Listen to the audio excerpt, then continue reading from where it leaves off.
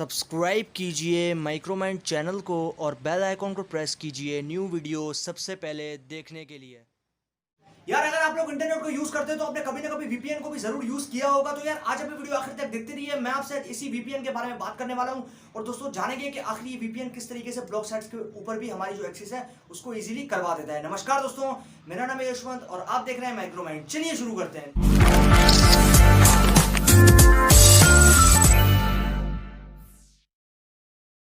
यार दोस्तों, सबसे पहले हम बात करते हैं कि आखिरी जो इंटरनेट है ये क्या है। अब यार इंटरनेट की जहां तक मैं बात करता हूं आपसे, तो इंटरनेट यार है एक जाल जो कि है नेटवर्क का जाल। अब यार नेटवर्क बेसिकली ऐसे नेटवर्क जो कि यार जिसके अंदर इंक्रिप्शन तो लगी है लेकिन उसके अंदर यार कोई ऐसी चीज नहीं है, मतलब एक ऐसा कोई सिस्टम नहीं बना कि यार जिसको आप एक पर्टिकुलर टाइम के साथ में ब्लॉक कर पाए। मतलब ये कि यार आप मान लो कि अगर आपको किसी ने जो भी आपकी आईएसपी या फिर जो भी आपकी गवर्नमेंट वगैरह है उसने आपको ठाना कि भाई आपको ब्लॉक करना चाहिए, इन वेबसाइट की एक्सेस जो है वो आपको नहीं देनी चाहिए, तो वो ये काम बड़े ही आराम से कर सकते हैं। लेकिन अगर आप चाहें तो आप वीपीएन की मदद से उन वेबसाइट्स के ऊपर एक्सेस कर सकते हैं। क्योंकि यार आपकी जो बेसिकली आपकी जो गवर्नमेंट है या जो भी आपकी आईएसपी है उसने सिर्फ आपका जो बेसिकली आपका जो आपकी एक्सेस जो है जो कि आप एक्सेस कर पाते थे बिना वीपीएन के, वो सिर्फ उसने ब्लॉक किया है। लेकिन अगर आप किसी और जो सर्वर है उससे डेटा को जो फैच करते हैं, डेटा को पुल करते हैं, तो यार वो कुछ नहीं कर सकती। तो आप अपनी मर्जी से कुछ भी जो वीपीएन की मदद से है वो कर पाते हैं और आपका जो काम है वो कंप्लीट हो जाता है। अब यार सबसे पहले हम जरा बात करते हैं कि आखिरी जो वीपीएन है ये क्या है और किस तरीके से काम करता है। अब यार वीपीएन का मतलब है वर्चुअल प्राइवेट नेटवर्क। मतलब ये क्या है, एक ऐसा नेटवर्क जो कि वर्चुअल है, जो कि रियल लाइफ में एक्सेस नहीं करता।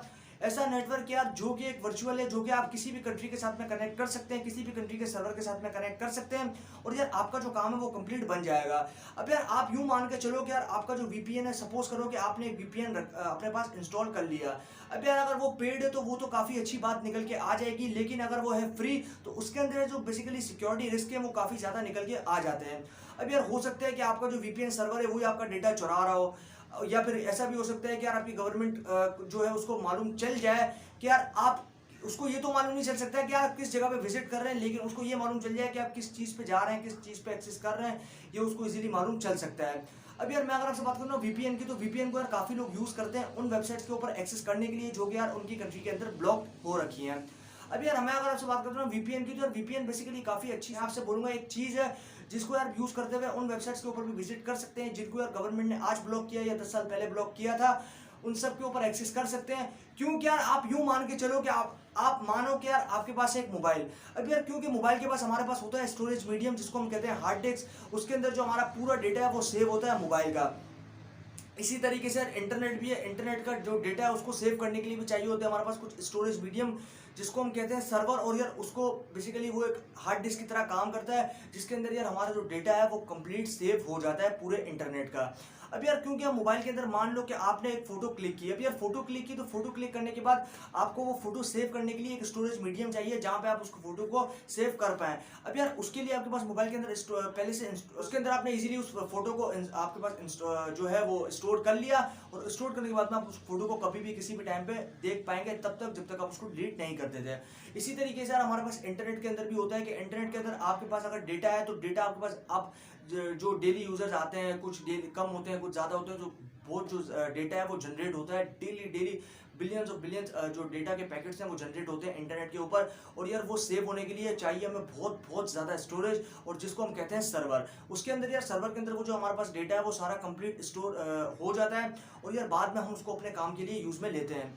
अब यार हमारी इंटरनेट के ऊपर पहचान करने के लिए हमें असाइन किया गया होता है एक आईपी एड्रेस। क्योंकि यार इंसान को पहचानने के लिए इंसान का नाम का सहारा रहता है। जब इंसान पैदा होता है तो इंसान के लिए इंसान का नाम जो है वो एलोकेट कर दिया जाता है कि भाई आपका ये नाम रखा जाएगा ताकि इंसान की जो है वो पहचान हो पाए। इसी तरीके से यार हमारी इंटरनेट के ऊपर पहचान करवाने के लिए भी हमें एक आईपी एड्रेस असाइन कर दिया जाता है ताकि यार हमारी जो इंटरनेट पे है वो पहचान हो पाए। क्योंकि इंटरनेट पे यार एक बंदा इंटरनेट यूज़ नहीं करता, पूरी दुनिया इंटरनेट यूज़ करती है और तरह तरह के आईपी एड्रेस को यूज़ करती हैं।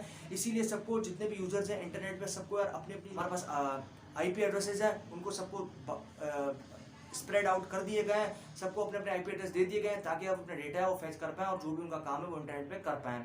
अब यार मैं अगर आपसे बात करूँ ना वर्चुअल प्राइवेट नेटवर्क की, तो यार ये बेसिकली इस तरीके से काम करता है कि मान लो कि यार आपका आपके बीच में और जो सर्वर है उसके बीच में जो कनेक्शन है वो कंप्लीटली इनक्रिप्टेड है। मतलब ये कि आपकी आईएसपी और आपकी गवर्नमेंट को कुछ भी पता नहीं चलेगा कि आप डेटा किस जगह से जो है वो ले रहे हैं, किस जगह पे डेटा को दे रहे हैं, कौन सी वेबसाइट पे विजिट कर रहे हैं, कौन सी वेबसाइट पे ज़्यादा विजिट कर रहे हैं, कौन सी वेबसाइट पे कम विजिट कर रहे हैं, और इंटरनेट पर एट दी एंड क्या काम कर रहे हैं, वो बिल्कुल भी ट्रैक नहीं कर पाती। लेकिन अगर आप बिना वीपीएन के यूज़ करते तो वो उसके लिए जो ट्रैक करना आपको बड़ा आसान बन जाता है, क्योंकि बिना वीपीएन के जो डेटा है उसकी यार कोई बेसिकली वैल्यू रहती नहीं है, क्योंकि आपकी जो गवर्नमेंट है या फिर आईएसपी है वो देख पाती है बड़े ही आराम से कि आप किस वेबसाइट्स के ऊपर विजिट कर रहे हैं। अब यार वीपीएन की मैं आपसे बात करता हूँ ना, तो वीपीएन बेसिकली इस तरीके से काम करता है कि मान लो कि आपके और सर्वर के बीच में, जिस भी कंट्री का सर्वर है, आप किसी भी कंट्री के सर्वर के साथ में कनेक्ट एक दफ़ा हो गए तो आप उसका जो डेटा है जो भी उसके अंदर सेव है वो इजीली अपने पास में ले सकते हैं और यूज़ कर सकते हैं बड़े ही आराम से।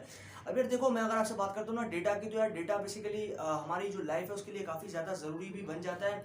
इसलिए बन जाता है क्योंकि यार हमारा जो डेटा है वो काफ़ी ज़्यादा इंटरनेट के ऊपर काम में लिया जाता है और हम जनरेट भी करते हैं और उसको काम में लेते हैं हमारे लिए ही बाद में। अब यार देखो, इसके अंदर होता कुछ नहीं है कि यार आप एक यूज़र हो और यार आपके के अंदर जो वेबसाइट्स ब्लॉक है, जो भी वेबसाइट की कंट्री के अंदर ब्लॉक है, आप चाह रहे हो कि उसके ऊपर आपकी एक्सेस हो जाए, तो आप यूज़ करोगे वीपीएन। क्योंकि यार वीपीएन आपको मल्टीपल सर्वर के साथ में कनेक्ट करने की जो कैपेबिलिटी है उसके पास मौजूद है। मान लो कि यार आपके पास जो आपके कंट्री में जो सर्वर है उसके ऊपर यार वो आपकी जो एक्सेस है वो नहीं हो सकती, लेकिन बाहर की कंट्रीज़ में तो उसकी एक्सेस हो सकती है ना।